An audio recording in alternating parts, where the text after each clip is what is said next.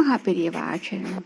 எவ்வளவு பெரிய வீரர்களாக இருந்தாலும், எவ்வளவு பெரிய தலைவர்களாக இருந்தாலும், தோல்வி அப்படிங்கிறது பல நேரங்களில் கண்டிப்பாக இருக்கக்கூடியதாகத்தான் இருக்கு.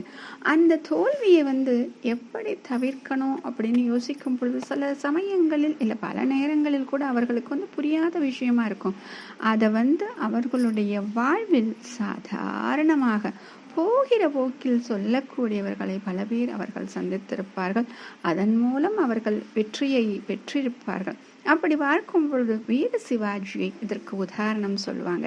எப்படி அப்படின்னா, ஒரு சமயம் முகலாய மன்னர்கிட்ட தப்பிச்சு மாறு வேடத்துல திருந்துட்டு இருக்காரு வீர சிவாஜி. யுத்தம் நடக்குது, அதுல திரும்ப தப்பிச்சு அது சோத்துறாரு, தப்பிச்சு வர்றாரு.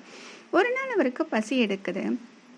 அப்போ ஒரு வீட்டுக்கு போய் அங்கே தனக்கு சாப்பாடு போடுற மாதிரி கேட்குறாரு.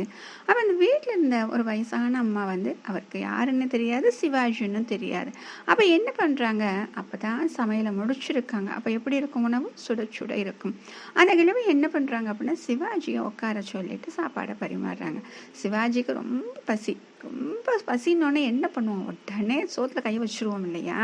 அதே போல தான் அந்த சுடு சோற்றில் கையை வைத்து சாப்பிட முயல்கிறார். சரியா?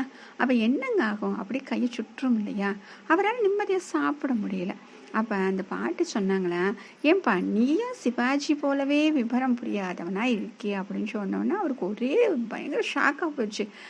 நம்ம என்ன தப்பு பண்ணிட்டோம், நம்மளுக்கு இப்படி உங்களுக்கு உதாரணம் சொல்றாங்களேன்னு சொல்லிட்டு, என்ன பாட்டி விஷயம் அப்படின்னு கேட்டோன்னா, முதல்ல என்ன பண்ணணும், சுத்தியில இருக்கக்கூடிய சின்ன சின்ன கோட்டையை கைப்பற்றணும். அதுக்கப்புறம் மெல்ல மெல்ல பெரிய கோட்டையை கைப்பற்றணும். அதை விட்டுட்டு எடுப்புலேயே பெரிய கோட்டையில பிடிக்க முயற்சி செஞ்சா தோல்வி தானே வரும்.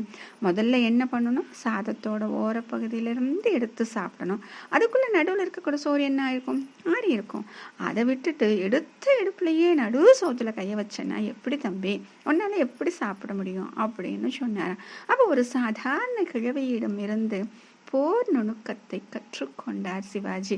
ஆக வாழ்க்கையில் யாரிடம் இருந்து எதை கற்போம் அப்படிங்கிறது யாருக்குமே தெரியாது. அதனால தான் சொல்லுவாங்க, யாரையும் நாம் துச்சமாக மதிக்கக்கூடாது. யார் சொல்லக்கூடிய விஷயங்களையும் அவர்களுடைய தராதரத்தை பார்த்து இவர்களுக்கு என்ன தெரிய போகிறது, இவர்கள் என்ன வசதியானவர்களா, இவன் சின்னவனாக இருக்கேன் அப்படிலாம் யோசிக்காம அவர்கள் சொல்லக்கூடிய விஷயங்களையும் நாம் ஒரு தடவை யோசித்து பார்த்தால் கண்டிப்பாக அது நமக்கு வெற்றியை தரக்கூடியதாகத்தான் இருக்கும். மகா பெரியவா ஆச்சரணம்.